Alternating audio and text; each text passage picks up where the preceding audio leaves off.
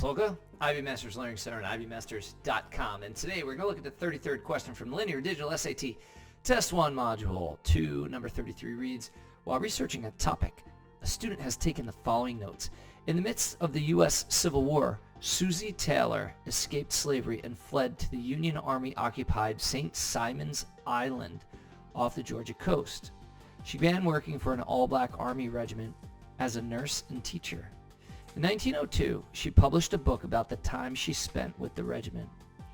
Her book was the only civil rights memoir, Civil War memoir, to be published by a black woman. It is still available to readers in print and online. A student wants to emphasize the uniqueness of Taylor's accomplishment. Which choice most effectively uses relevant information from the notes to accomplish this goal? So this question is really centered on that word uniqueness. What's it mean? It comes from the Greek unikos, meaning singular. It's only one. So in other words that start with UNI. We've got a unicorn's got one horn. We've got a unicycle's got one wheel. So unique means one of a kind. Sometimes in advertising you hear like, our restaurant is the most unique restaurant. Well, you can't be most one of a kind. And then people start thinking that it means different or something like that. But it's literally one of a kind.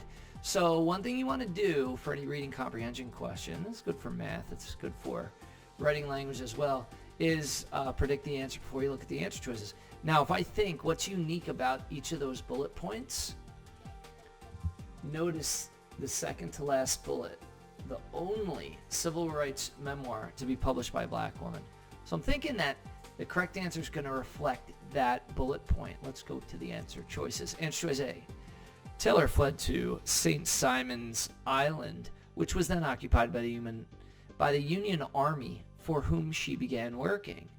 Now it sounds like that's something that probably not everyone does, but it does not, even if she was the only person to do that, the passage doesn't say that, so we can't choose A. Answer choice B. After escaping slavery, Taylor began working for an all-black Army regiment as a nurse and teacher. Maybe she's the only one who ever did that. That's not what the bullet points say, so we cannot choose that either.